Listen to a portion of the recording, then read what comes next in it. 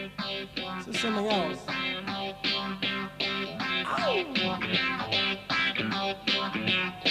What's the key? Things, it seems, have come full circle.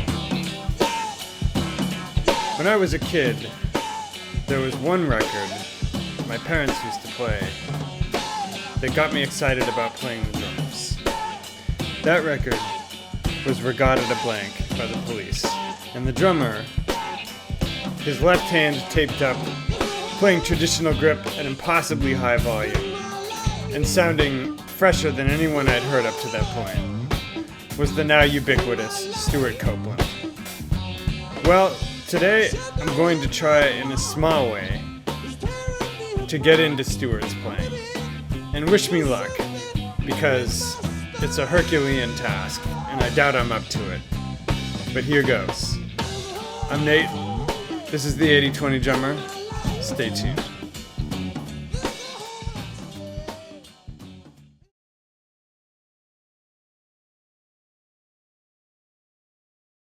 Okay, so Stewart Copeland, the master of deconstructing the drum beat, the Ferran Adrià or Wiley Dufresne of the drum kit, for you fellow gastro nerds out there. So I think, like a lot of my lessons, this will probably be the first lesson of a few on Stewart. And I thought, what better place to start than by coming back to these concepts that are pretty core to my approach of the minimum effective beat and microtime. So what I want to do for you today is to take two of Stewart's most famous beats, tell you sort of where they came from, show you the minimum effective beat so that you could deconstruct them yourself and play them in a song tomorrow, and then show you how to ramp them up with microtime. At the time the Police came on the scene, most punk rock beats you heard, if they were at a tempo like this, would just be something like this. 3, 4.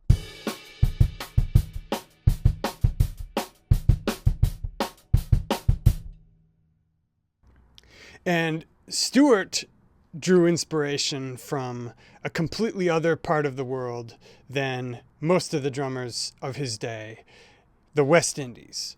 And now I'm going to employ some of that non-linear storytelling to let Stewart tell you in his own words. Roll tape. Now reggae turns the whole rhythm upside down. This drum set is designed by jazz drummers and stuff like that. It's been evolved that way to work that format. But over in Jamaica, they got it wrong or something. I don't know how they ended up. They turned the whole thing upside down. And the difference is that it lands they use the bass drum in a different place. It goes.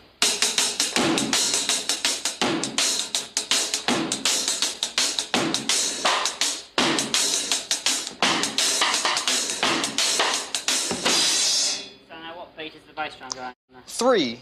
It's 1, 2, 3, 4, 1, 2, 3, 4, 1, 2, 3. And the bass drum and the snare drum both land in the same place. Okay, so we get it, right? Stewart checks out some reggae instead of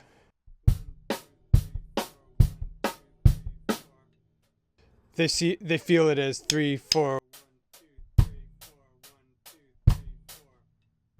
How do you get from that to Can't Stand Losing You? How do you get from that to Walking on the Moon? I want to use those two particular songs because Can't Stand Losing You, or really Roxanne, either of those tunes, are kind of the quintessential straight eighth version that embodies all three of Stewart's kind of primary variations, the verse, the pre-chorus, and the chorus. Well, it's the national anthem, of course. Called you so many times today. I guess it's all true what your girlfriend said. That you don't ever want to see me again. And your brother's gonna kill me and he's 6 feet 10. I guess you'd call it cowardice, but I'm not prepared to go on like this. I can't understand losing nothing. So the very first thing we want to talk about is the way Stewart divides up the bar. So in reggae, it's 3, 4, 1, 2, 3, 4, 1, 2, 3, 4. But that doesn't mean that you have to put the bass drum and the backbeat in exactly that place. All it means is that you can broaden the definition of where you feel the beat. So you can be feeling it 1, 2, 1, 2, and be playing 1, 2, 1, 2, 1, 2, or 1, 2.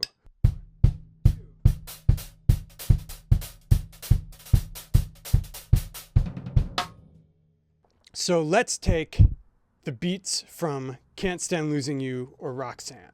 There are 3 parts to this, and I'm going to show them to you in rapid succession now, and then I'm going to deconstruct each one. So in the sort of intro section and the transitions in Can't Stand Losing You, Stewart is doing a 4 on the 4 thing that sounds like this. 2, 3, 4.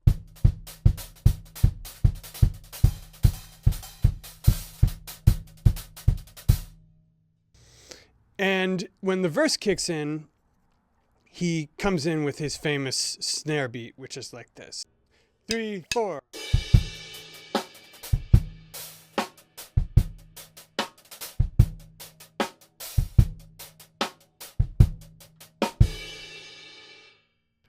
And of course, in the chorus, he goes to the standard kind of punk rock backbeat. 3, 4.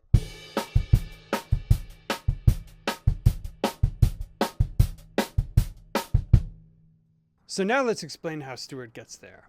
In the intro section where he's playing 4 on the floor, he's still feeling this reggae 3, 4, 1, 2, 3, 4, 1, 2, 3, 4. But he's choosing to play 4 on the floor, and really the minimum effective beat of this would just be 3, 4, 1, 2, 3, 4, 1, 2, 3, 4, 1, 2, 3, 4, 1, 2, 3, 4. So I'm going to give you one little lick that Stewart employs a lot, a 6-note pattern, which is literally just the same thing as the swing pattern on the ride cymbal. So it's 3, 4.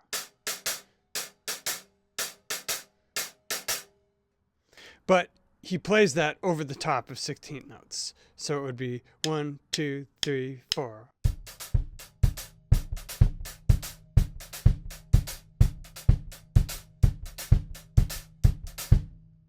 So right there, you've got a great variation to go to already.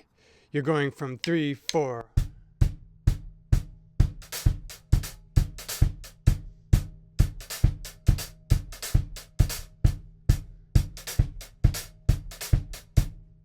Throw in a few 8th notes. 2, 3, 4.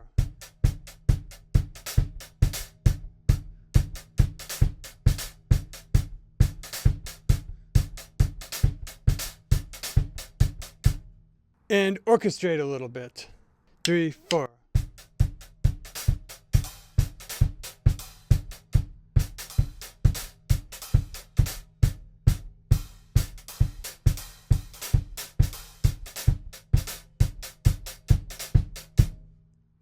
Okay, so that's the first part of the standard Stewart Copeland straight 8th beat.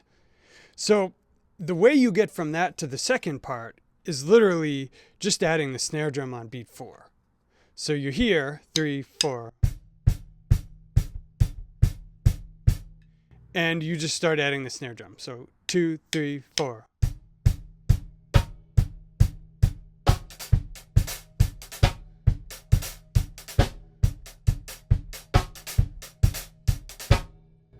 Okay, but then he does a bass drum variation, which is he hits the upbeat to beat 2 and beat 2, and then also beat 4. So it'll sound like this. 3, 4. 1, 2, 3, 4, 1, 2, 3, 4, 1, 2, 3, 4, 1, 2, 3, 4. Okay, and one thing that I like to do there is open the hats in the spot where the traditional reggae backbeat would fall. So you're referencing that without playing it explicitly. So that would sound like this. 3, 4. 1, 2, 3, 4. 1, 2, 3, 4. 1, 2, 3, 4. 1, 2, 3, 4. There are all sorts of fancy things you can do with this to add hi-hat embellishments. And essentially, your minimum effective beat is just 3, 4, 1, 2, 3, 4, 1, 2, 3, 4. So you can add anything you want over the top of that as long as it's clean.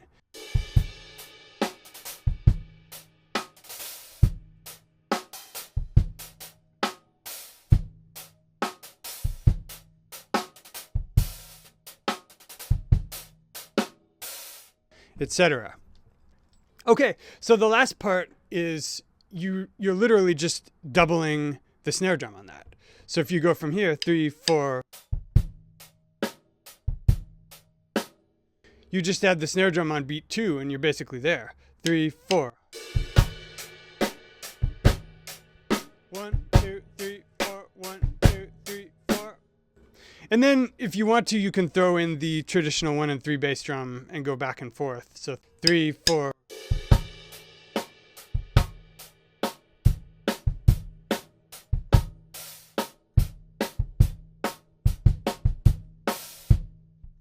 Okay, now for the segment I want to call Shut the Hell Up. So for you advanced guys, the Shut the Hell Up portion is I've got the metronome set on 8 notes at quarter equals 140, and I have it clicking on 16th offbeats. So what that means is instead of going 1E into 2E into 3E into 4E into, it's clicking on 1E into 2E into 3E into 4E into. What that means is that you can't follow the metronome. You have to establish the time on your own, and it will serve as a check on your time. And since you're doing it at the 16th note level, this is a thing I call micro time. Okay, ready? I'm going to get established, and then I'm going to go through that beat variation with the metronome here. 1, 2, 1, 2, 3, 4.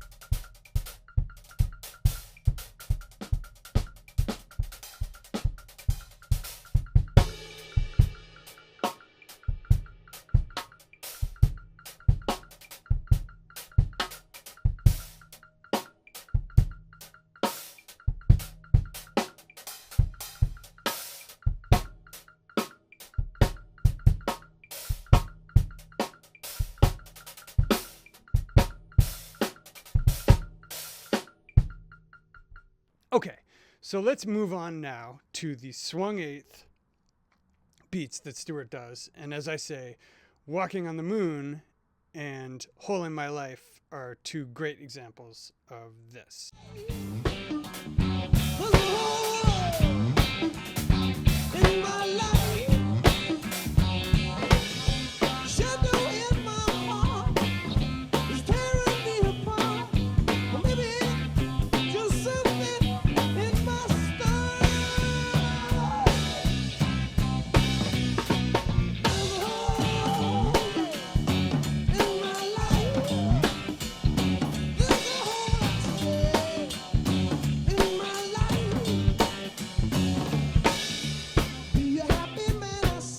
Okay, so Hole in My Life and Walking on the Moon both follow the same basic principle, but instead of feeling the beat in a straight 8/16 manner, they feel it in more of a swung manner. So if the traditional rock shuffle is 3, 4,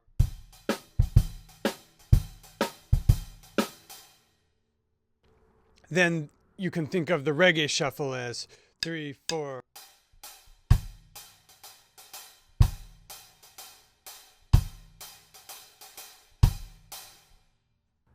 and again, that's just a way of expanding out the bar and feeling it in a half time rather than a full time. The interesting thing is that in both tunes, the least important beat is beat 1. So in Hole in My Life, he's feeling it 2, 3, 4. 1, 2, 3, 4, 1, 2, 3, 4, 1, 2, 3, 4, 1, 2, 3, 4. And in Walking on the Moon, he's feeling it 2, 3, 4. 1,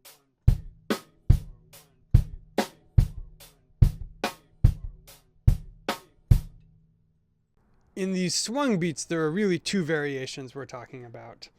But I want to show you one kind of coordination-y thing that Stewart does in both of those cases, which comes right out of reggae, and that's the quarter note triplet. So instead of just breaking up the bar 2, 3, 4. But the cool thing about the way Stewart does it is that by giving you beats 2, 3, and 4, he gives himself an anchor to play that triplet on top of it. So let me show you how we would play this in Walking on the Moon. So if the conventional beat in Walking on the Moon is 3, 4.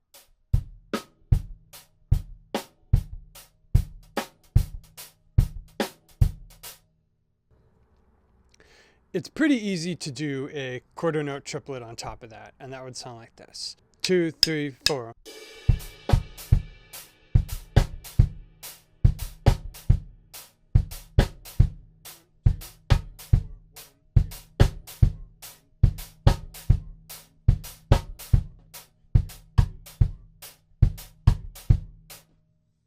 I'm going to show you two more quick variations of this. Variation 2 is you just add a little skip note on the second of the triplets. So instead of this, 2, 3, 4,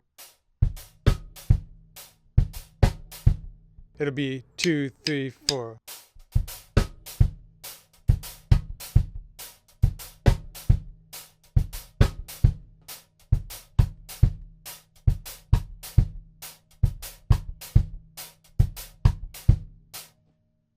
If you want to take things to the logical extreme, the final beat will sound like this. 2, 3, 4.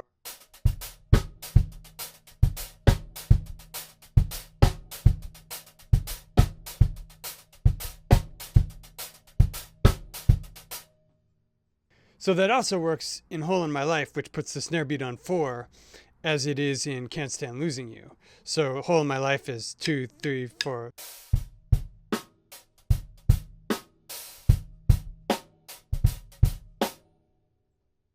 So you can do that same progression of the quarter note triplet. So variation 1, 2, 3, 4.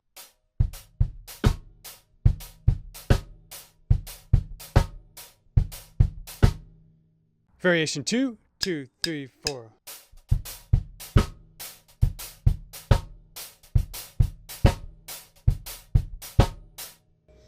And variation 3, 2, 3, 4.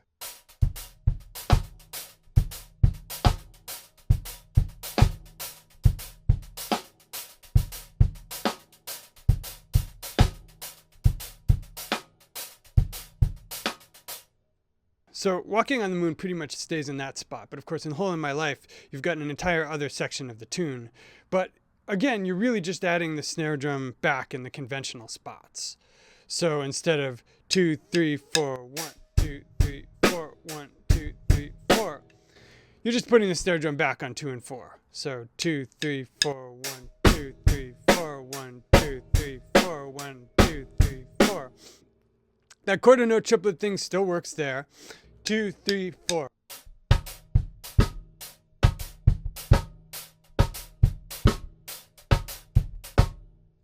And Stewart, of course, in the real tune, does that very thing, except he does it on the ride cymbal bell. So 2, 3, 4.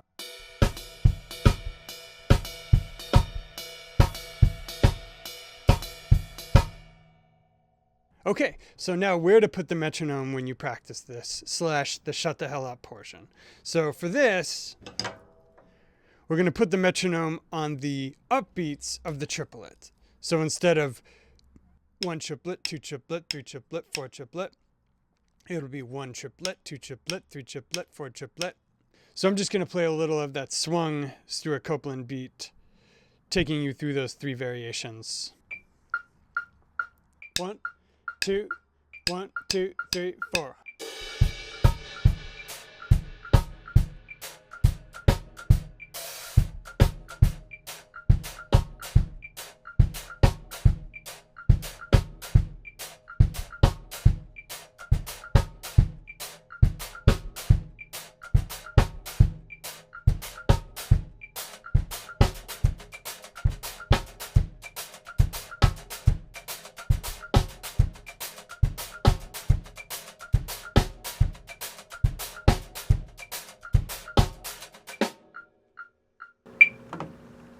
All right, so that is the conclusion of my first crash course through the drumming style of Mr. Stewart Copeland. If you dug this lesson and you want to go deeper, and or you're interested in some of the deeper underlying principles that allow people like Stewart to play things super cleanly,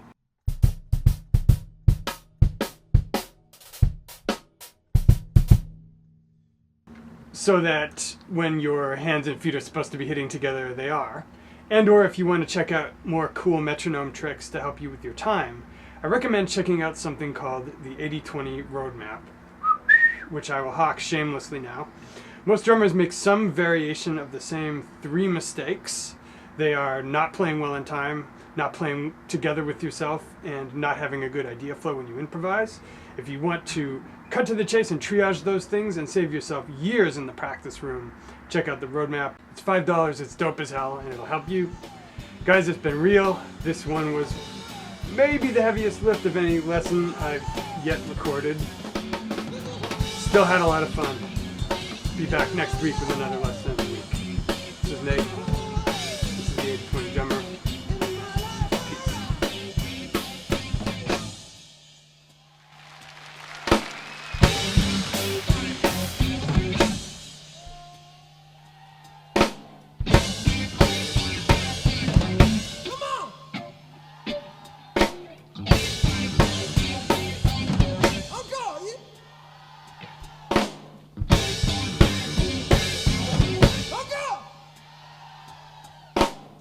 Peace.